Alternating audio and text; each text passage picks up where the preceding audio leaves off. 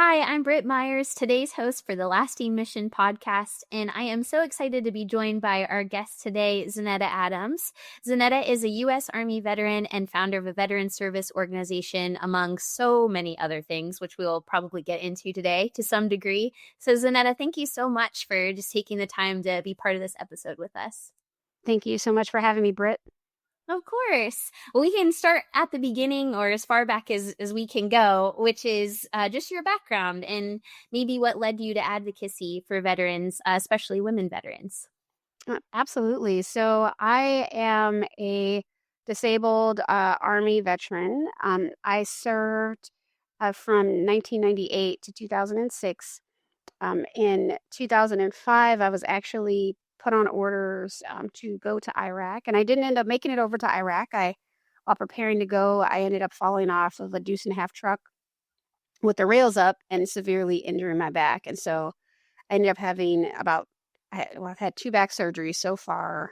I've been in a wheelchair. I was told I may never walk again by the VA, and by the grace of God, I am walking again. But that was kind of where it was during that season that I was fed up and I was frustrated.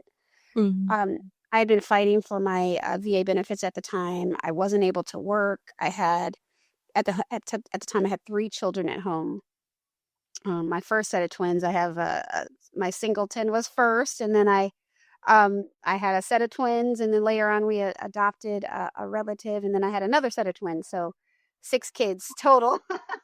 Oh Yeah, my overachiever I am.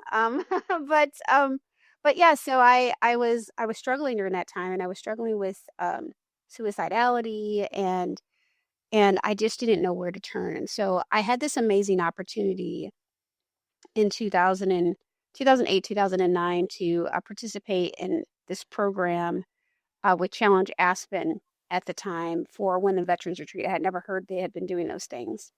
And, while I was trying to heal and trying to get my mental health back on track, I was going to all of these amazing things. Like I was going to Wounded Warrior Project events and Disabled Sports USA and doing all these things.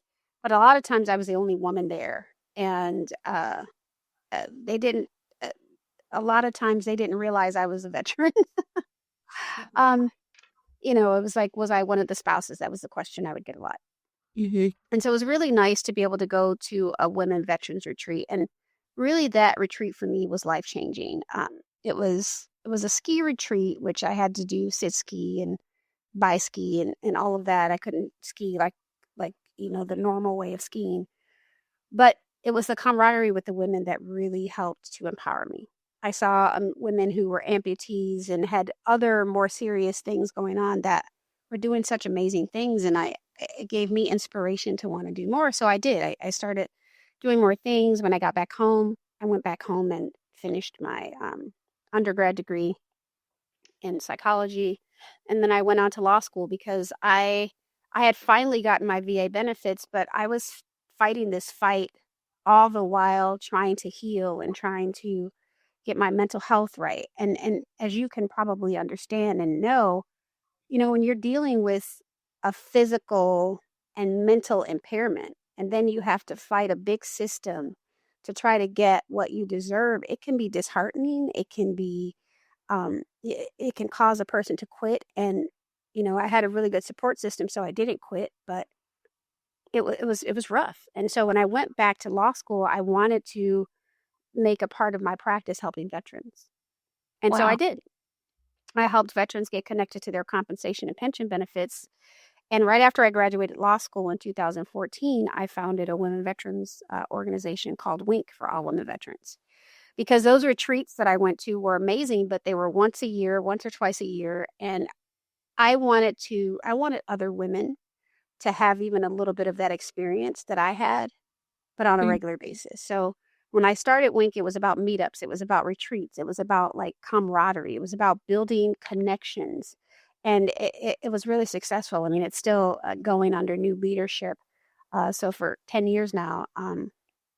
But I wanted to do more. So Mhm. that's kind of a little bit of the background of my story. And then I went on to actually teach law students who were going through law school. Many of them were veterans on how to serve veterans as well. So I taught veterans law in law school as well. So that's a little bit of the how I got into advocacy is through my own experience.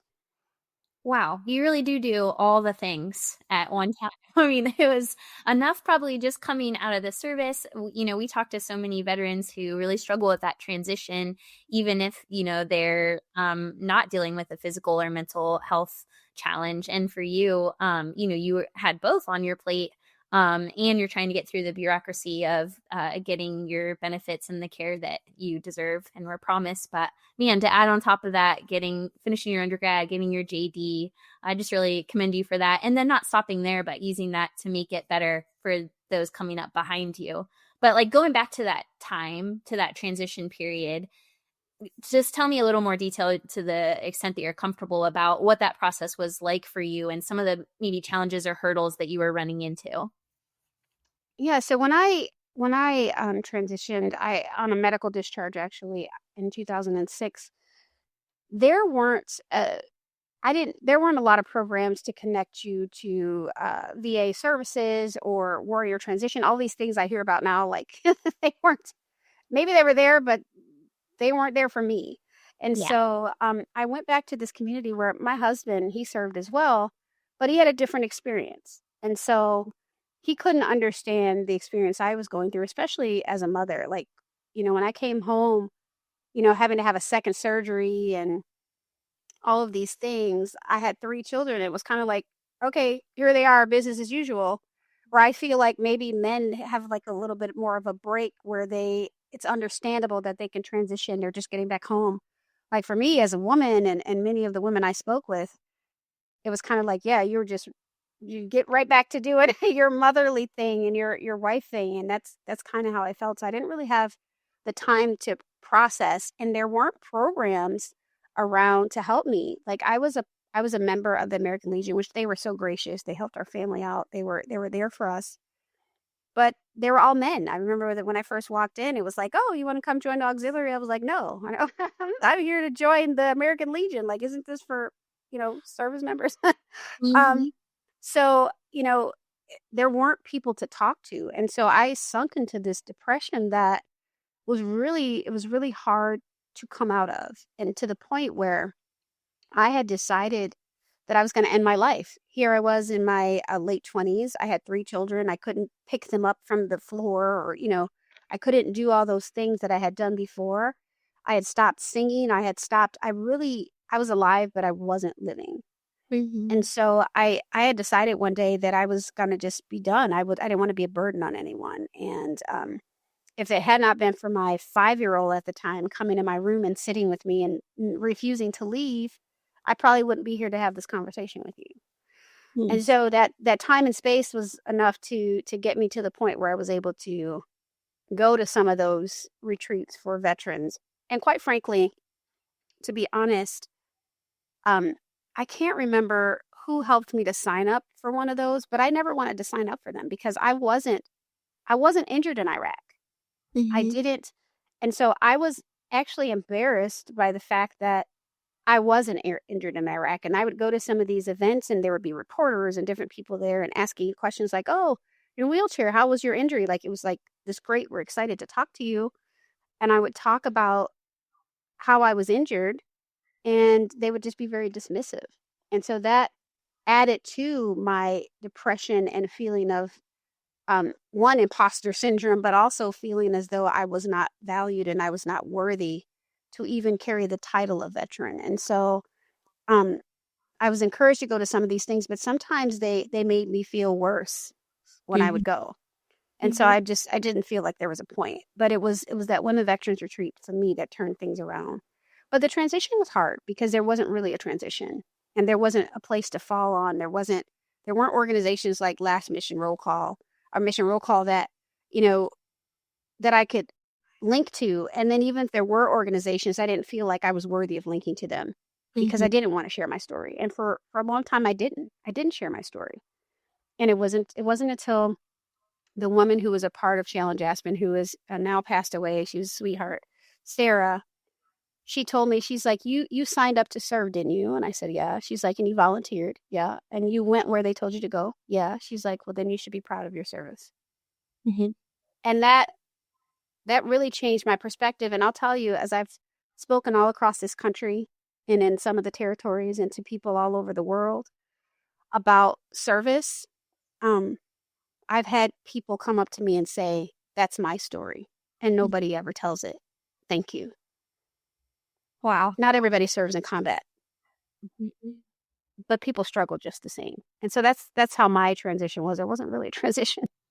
Yeah. Oh my goodness. So that it's just like you're saying, I think there's a lot of validity in that and a lot of shared experience in that. And I think it's really powerful that you were able to find a way to connect with women too, because as you were saying through your experience, you really weren't seeing them in your own community, even when you were going out and kind of doing some of this outreach. So was that hard as you were thinking of building up Wink? Like, how did you find a way to get connected with more women, knowing that that was a hard challenge for yourself? So I saw it I saw it as potentially a barrier, but it wasn't like the forefront of my mind. Mhm. I've always been that person that when I see that there's a gap, I want to fill it. And sometimes without being asked, and that could be a negative thing, right? I Yeah. ask a lot more now, but like I see an issue and I want to fix it. And so, I just knew that, and I've told the women that I've worked with over the years, like, when they thank me for the programs or thank me for the retreats or thank me for some of the things that I've done, I say, thank you, because you are just as much as saving my life as you feel I've saved yours. This is not, and I always say this was not altruistic. This was about me getting connected to my community as well. And so, and so I, I wasn't afraid of not finding women. What I really wanted to focus on was making sure that we had a place where they felt comfortable. And so, um, I knew that women were out there, which is why, like, I started a campaign, way back when about, and I'll tell you, it's funny how I started it. I started talking in the community about Wink because I was trying to raise funds so Mhm. that we could have our first retreat. And I remember going to a school and I asked all the kids, I'm like, well, how many women veterans do you think there are in the country?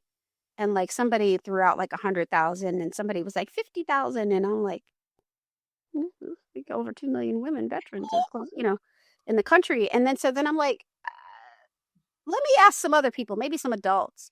And so when I started speaking at other places, I would ask that same question. And there were still low numbers.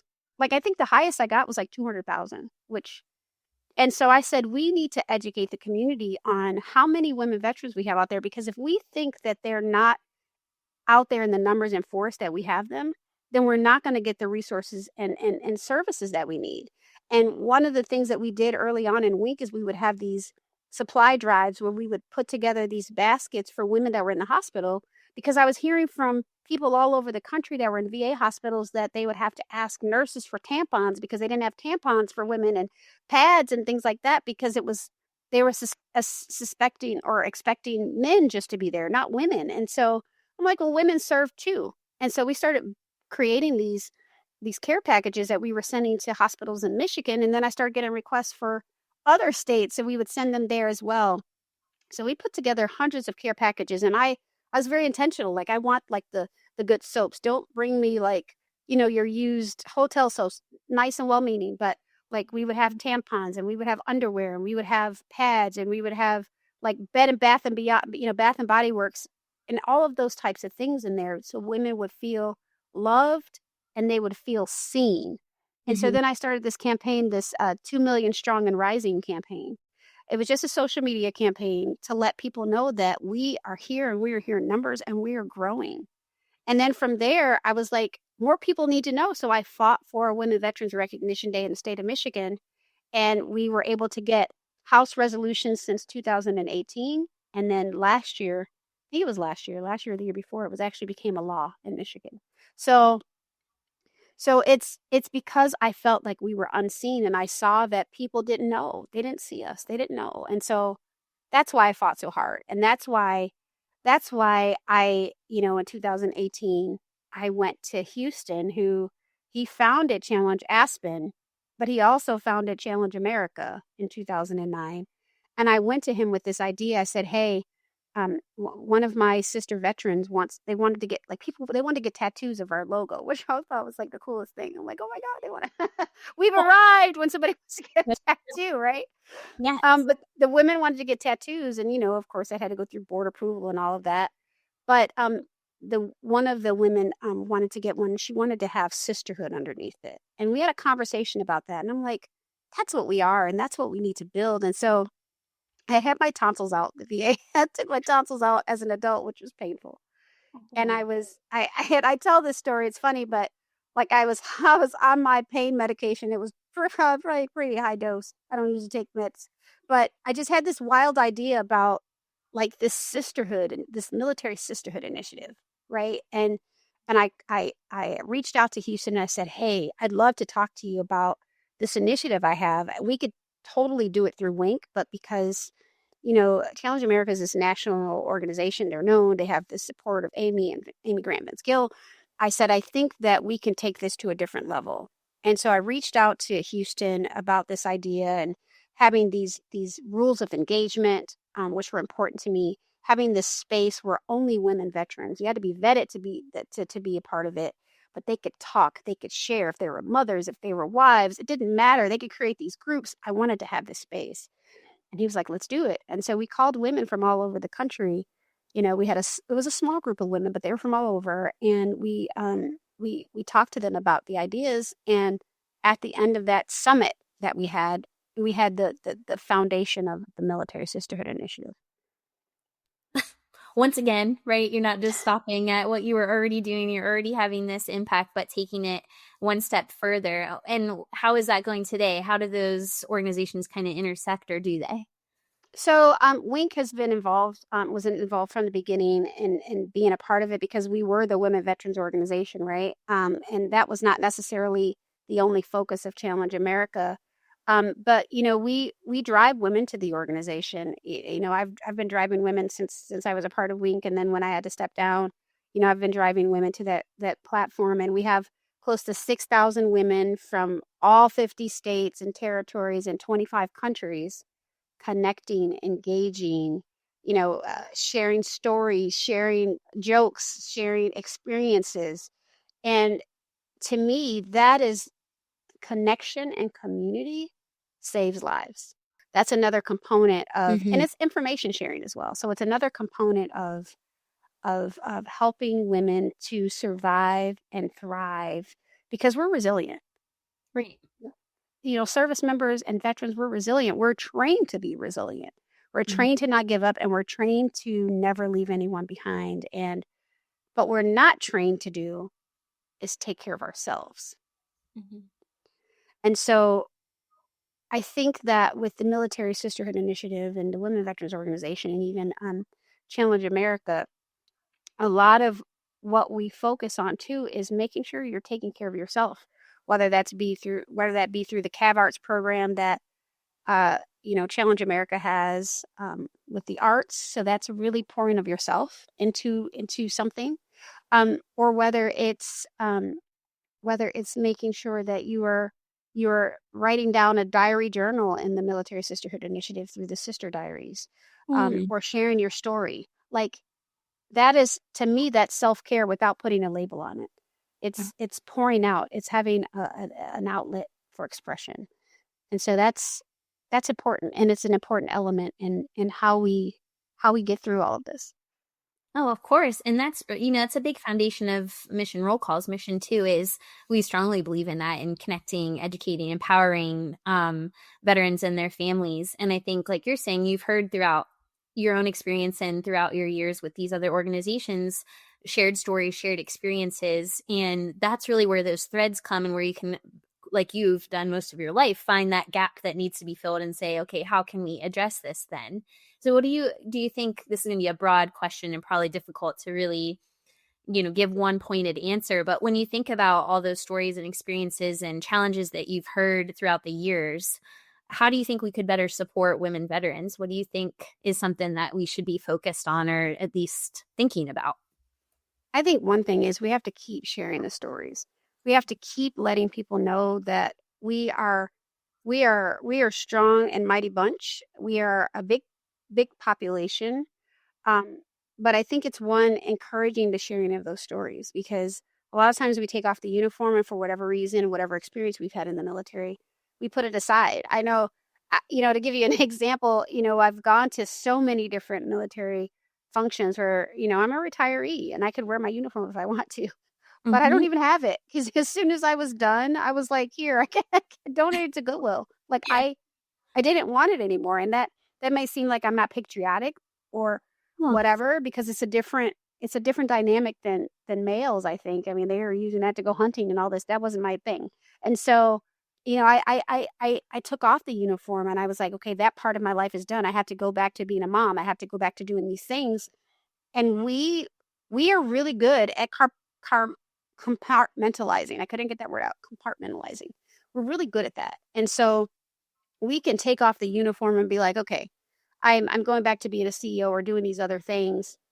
That veteran life is just another distraction or another additive of what we need to do. But we need to encourage women to embrace their veteran status and incorporate that into everything that they're doing because there's so many nuggets of opportunity and wisdom that come from not just putting it in a box and leaving it there.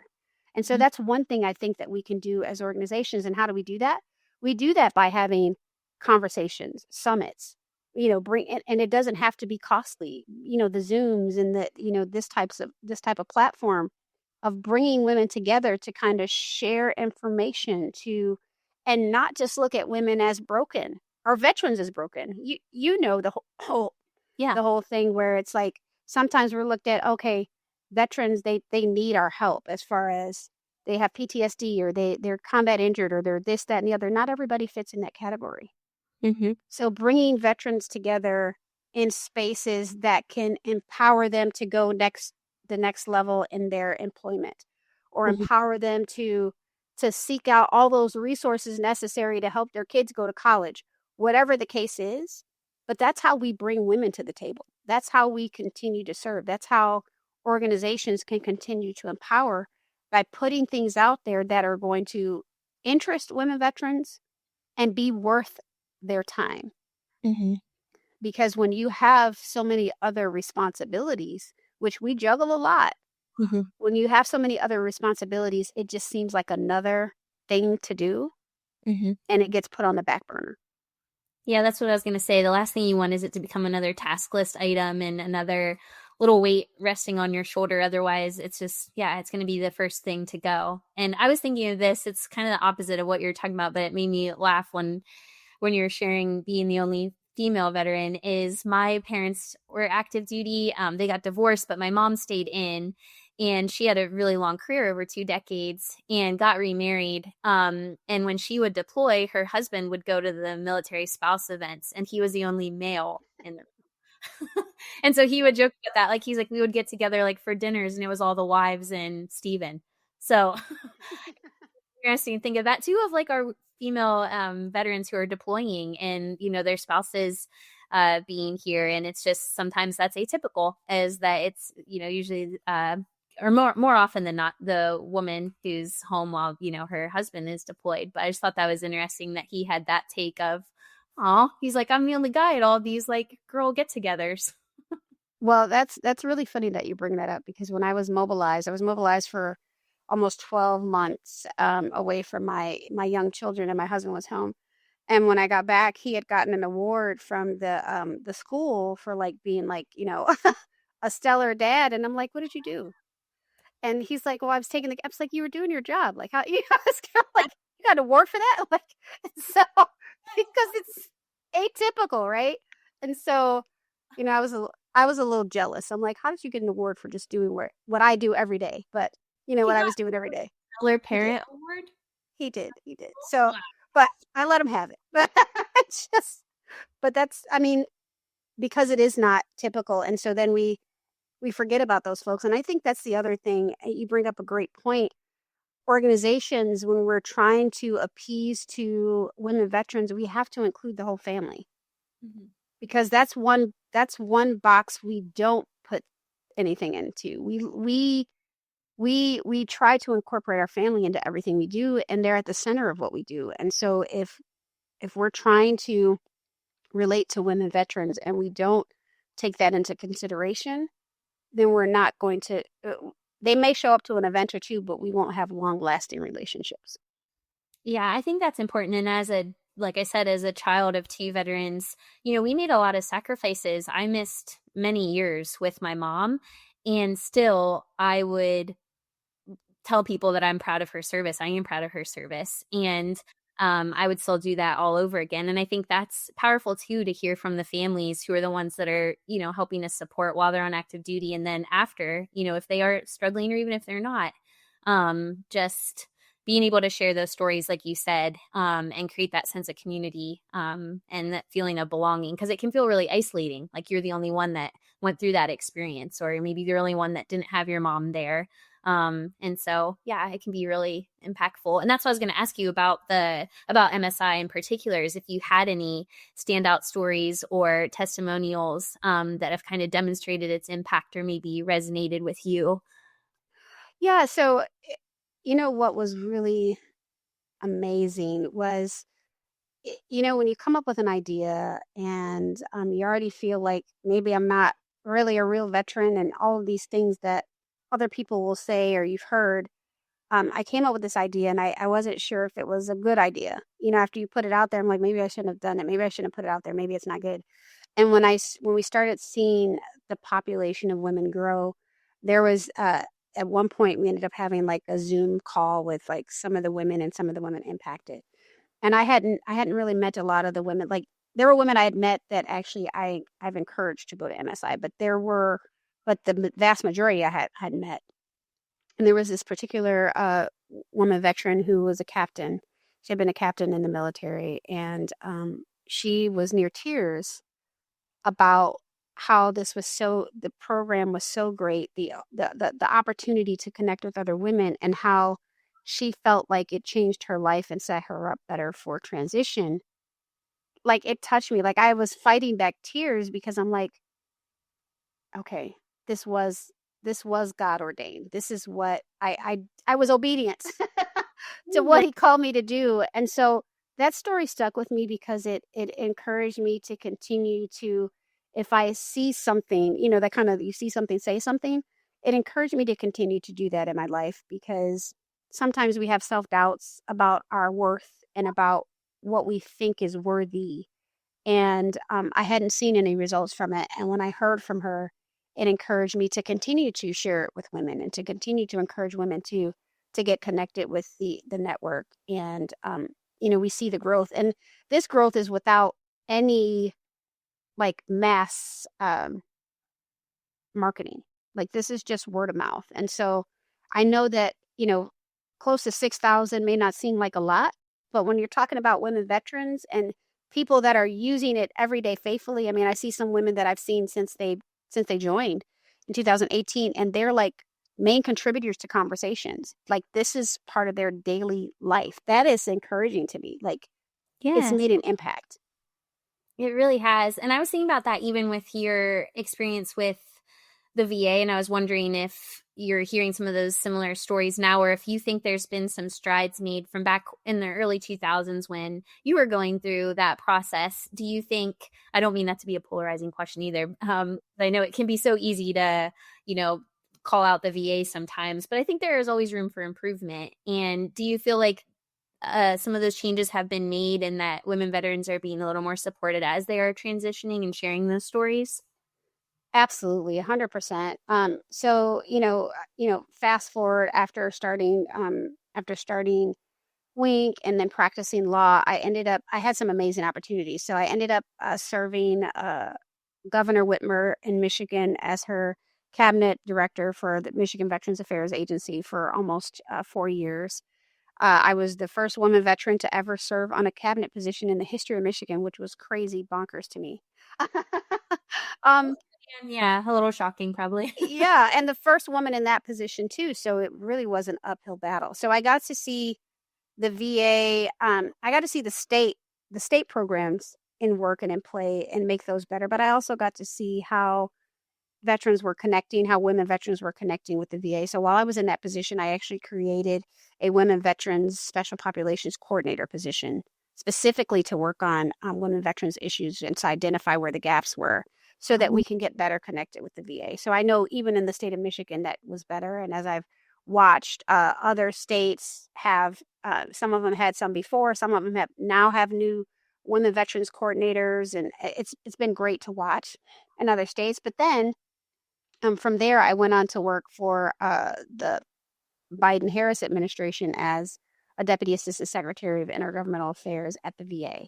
And so I got to see leaders at the top firsthand on how they dealt with issues related to veterans, including women veterans. I got to work very closely with the Center for Women Veterans Executive Director, Lourdes Tiglau at the time.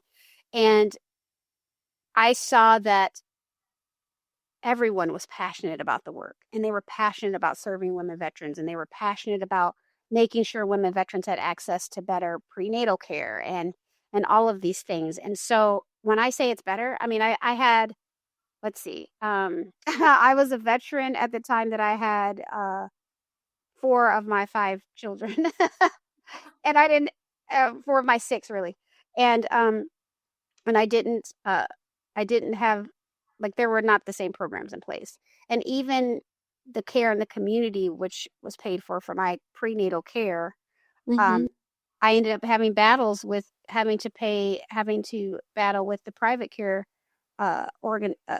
organizations because the VA was not paying the bills or it wasn't billed properly. It was a whole nightmare. And so all of that is much more seamless now. It's better. I know that at one point they were assisting veterans with IVF treatments and making sure that there were women veteran specific parts of the facility. And I got to serve on the sexual assault, sexual harassment work group for the VA before I started working for the VA, and got to inform on, how women enter the VA, how they go in and they want to be free from harassment, how there need to be more things in place to show that this is a no harassment zone, and how can women report, how can we be allies. I got to weigh in on all of those things and provide feedback and recommendations. And so it is better. It is better. Is it perfect? No.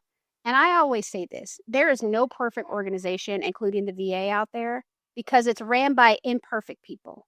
Right. We're imperfect. And so we're going to make mistakes. And if any person out there thinks that any administration is going to come in and make the system perfect, then we are delusional because, again, we're imperfect people. We're going to make human mistakes. And so I say that to say it is better for women veterans. If you tried to use the VA 10 years ago and you don't want to use it now because of all the different challenges, then I encourage you to use it again.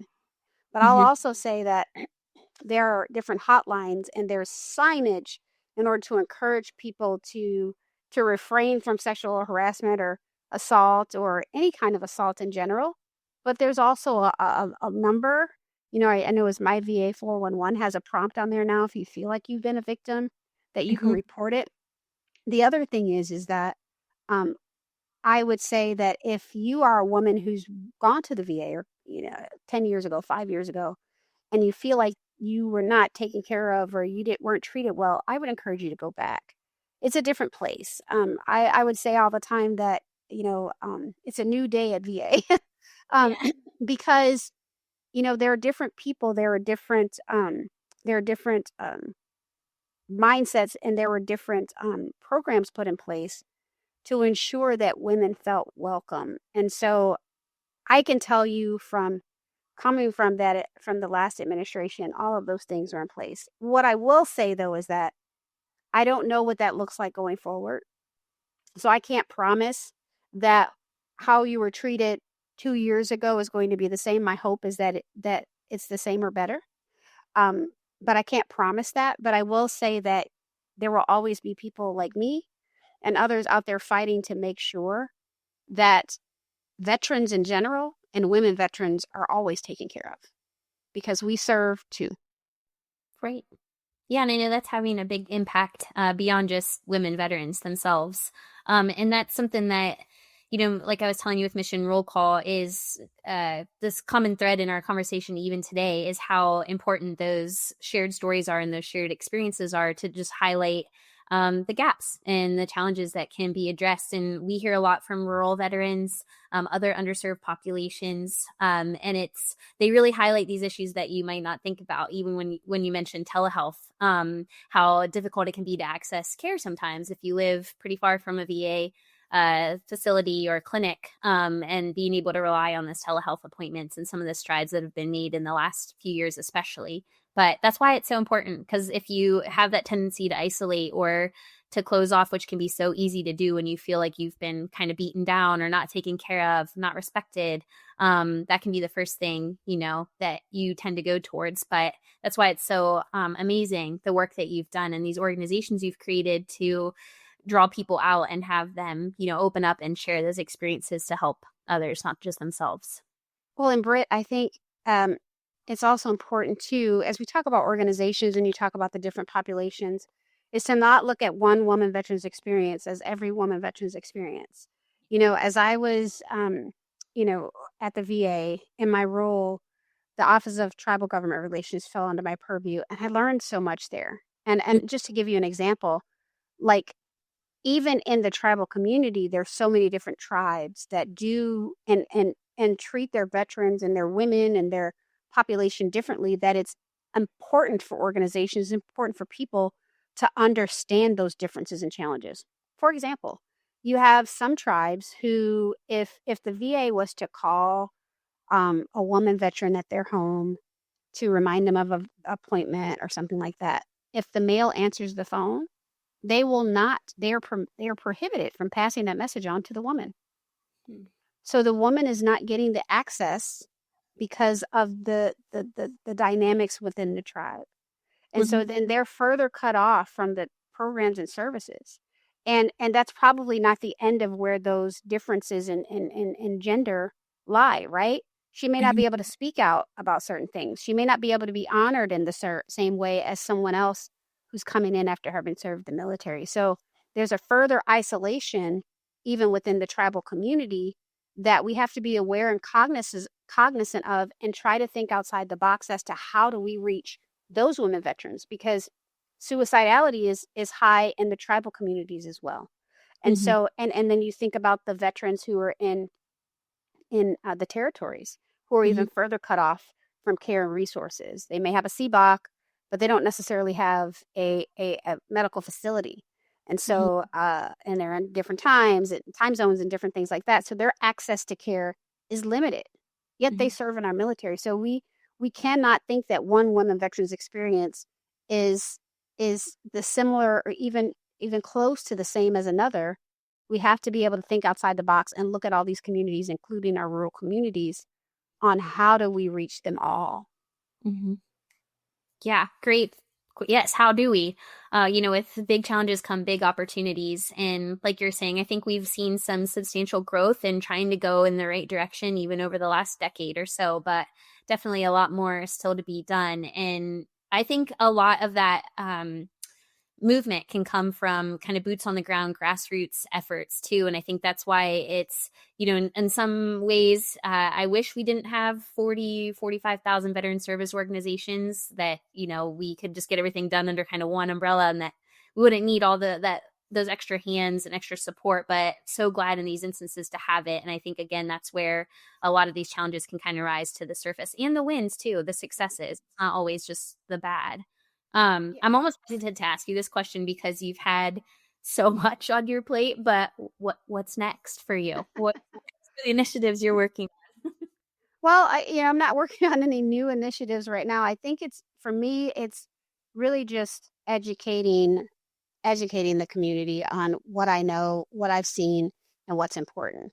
One of the things that was a big issue while I was in the administration was claim sharks. And why I'm so passionate about that is because, as an attorney who helped veterans, the veterans that I saw by the time they got to me were so desperate to get connected to their benefits. I would hear them say things like, I will give you half of what I get back just so I could get connected. And I'm like, no, you can't do that. That's like, that's not, that's not legal. Um, but I understand by the time they get to these claim sharks, they're feeling the same way. And our veterans are giving away their benefits and a large chunk of it to people who, one, are not accredited. They haven't gone through the process of getting accredited, and they're doing something that's not legal. And so, for our organizations, we have to educate, even if that's not a space that we work in, we don't help veterans get connected to their benefits. We have to still provide educational materials for them so that they know what to look for when they do go to someone, because they're coming to us for one thing, but 9 times out of 10, they want to be connected to their benefits as well. And so Mhm. the more we can get the word out, that's important. So that's one of the things I think that I'm really about educating people, and the public doesn't know. They only know what they see. I feel like now on TikTok or social media, they don't Mhm. really know what we deal with. They don't know all the different nuances of it. They're hearing one story and that's everybody's story. And they don't know really how stressful it is, I think, right now for veterans, not knowing if they're going to lose benefits, what type of benefits they may lose, if their care is going to be delayed because of the recent terminations at the VA. They don't know. And so Mhm. that level of anxiety adds a layer onto an already stressed, potentially veteran who may just not want to be here anymore. So it's really, for me, it's about educating. And when I see things that are wrong or misinformation, I try to correct it as much as I can with facts, not just opinion. Yes, I can give you my opinion all day, but Yeah. Yeah, where are the facts? I love that you said that about claim sharks too. And even after this podcast, we have a YouTube channel called Mission Roll Call University, and that's really the aim of that platform, is to help educate. And we've done some content on claim sharks, and even within our own organization, we have a lot of veterans on our team. I think a couple have used for profit, a couple have not, and had pretty good experiences kind of across the board. It's been, everybody's had their own unique challenges and successes with the routes that they took. But I think it'd be awesome to get your perspective and your expertise on maybe pitfalls, what to avoid, what to watch out for, and just to, as you said, further educate and help build some awareness for how to stay safe during that process. yeah, and I would love to do that. And I also want to add too, when we're talking about claim charts and connectivity, one of the things I've tried to share with our veteran community is that, you know, I think you hear a lot of times, I've heard it, from folks who are trying to help veterans get their claims. I can get you to 100%. I can get you to 100%. And I feel like there are veterans who right now are struggling Hmm. mentally, emotionally, because they're not at 100%. And I try to educate and say that, why is 100% the goal? Isn't the goal to get what you've earned and what you deserve? Hmm. And and while what you think you might deserve is 100%, maybe that's not the level of where your claim is. And some people are beating themselves up because they haven't gotten to that magic 100% number. And so they feel like they're less than because they haven't gotten there, because, we work in numbers and in life, right? If we're not 100% on our Yeah. paper, then we haven't met our goal. We haven't met our threshold. And that's what a lot of people are playing on. Like, we can get you to your 100%. And then when you don't get there, the person's feeling destitute. They're feeling lost. They're feeling like ashamed. And I try to encourage people, listen, if you put in your claim for your knees and the max is 20% per knee, and you've gotten 20% per knee, and those are your only injuries, then you've gotten your 30-40%, whatever that equates to, and you've gotten 100% of what you are supposed to get. Hmm. And I think framing it in the way where you've gotten 100%. Now, there are cases where, and I've fought those cases, right, where people were wrongly denied any of their benefits. Hmm. But once you get what you've claimed, and if you feel like you're fighting just so you can get to 100%, to me that's not the right fight. Hmm. Fight to get everything that you've earned and deserved. And once you get that, that's where you leave it. Yeah. I'm glad you added that on. I think that's a great point. and just something to be mindful of as you're going through that process. And it's a lot of information. There's a lot happening. The whole transition process, as we know, is very quick oftentimes. And 1 minute you're on base, the next minute you're out. And so there can be a lot to take in and a lot of paperwork. So it's just sometimes important just to slow down and take a look at the resources that are available and figure out how to make those next steps. And to that note, people that are listening to this and who would like to get involved, how can they get involved in WINK or Challenge America or MSI or any other women veteran program? To connect with Challenge America, you would go to challengeamerica.com, and then you can also connect with the Military Sisterhood Initiative from there. You can go to winkforall.com to check out WINK. So WINK for with the number 4 all. .com and Challenge America, if you want to sign up for the Military Sisterhood Initiative, you can either type in Military Sisterhood Initiative into Google, or you can find it right on that Challenge America website. And then it'll ask you some questions to verify your veteran status. And then you can happy connecting from there. And the cool thing about the app is that you can search for women veterans that are close to you by zip code. Oh, that's and awesome. So if you want to get together, you want to chat with them, so you can chat individually with them. You can add to conversations, but you can also see who's close to you. So if you want to get together for a meetup, because that's, again, meetups to me were important. So if you want to get together in your community, or you have an event coming up and you want to see some of those women veterans that you've been chatting with, you can definitely invite them through that mechanism as well. So it's a really great platform for connectivity and social connection. And so I would just encourage you to do that. And I will tell all of my my veterans out there who are advocates, I would say that you don't have to be a household name, and you don't have to be a what people consider a leader in your community, like well known in your community, to make a difference. I wasn't. I just saw where there was a need, and I stepped in. I always remind people I'm a psychology major. My bachelor's was psychology. And so I'll never forget this story about this woman named Kitty Genovese, who was in this alley. I don't know if you've ever heard her story. But she was in between 2 big apartment buildings. Mm-hmm. And she was in this alley, and she ended up getting assaulted in this alley. And there were people that heard her screams, and they came to the window. And she was left alive, or she was left for dead, really, but she was still alive in the alley. And sometime later, the person came back, and he murdered her. And people watched. And when they were interviewed by the police later about why no one ever called the police, everyone said they assumed somebody had already called. Mm-hmm. And I bring that story up to say we cannot assume someone is already filling the gap. We can't assume that the work is already being done. We can't assume that the information is already being shared. We can't make those assumptions. If we don't know, then just assume that it's not. And if we have the power to be able to do it, we have the voice, we have the resources, then we should step up and do it, because we've been trained to lead. We've been trained to step up when other people didn't and haven't and weren't able to. And so this is how we continue our service. And so that's why I share that story.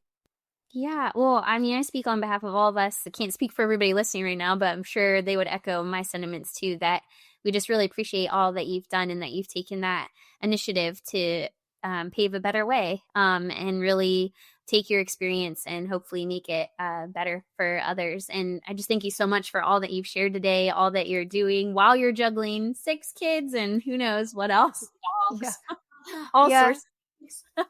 Thank you so much. And huge shout out to Houston Cowan, who, founded Challenge America and Challenge Aspen some time ago. He's been a really great colleague, a really great friend. And then also Megan and everyone else who is making sure that all of those programs at Challenge America are continuing, that the military sisterhood is still continuing to be alive and thriving. And I can't thank them enough for the work that they're continuing to do. So, and I thank you all for having this platform and for allowing me to be a part of it today. I hope, I hope that I shared some nuggets of wisdom. I also want to make sure I didn't say anything that was too out of turn, but I really I try to speak my mind, but I try to speak it with love, because at the end of the day, I want it to be received. And so that's how we have to show up. That's how it was received. And with facts, like you said, not just opinion, but what you've seen, what you've heard, what you've experienced. So yes, for all those who are listening or watching, we just thank you so much for tuning into this episode of the Lasting Mission podcast. And Zaneta has already shared how you can learn more about the organizations that she's been a part of. But if you'd like to learn more about Mission Roll Call and our work, please visit missionrollcall.org. And Zaneta, thank you again so much, and for all you're doing for women veterans and military families alike. Thank you.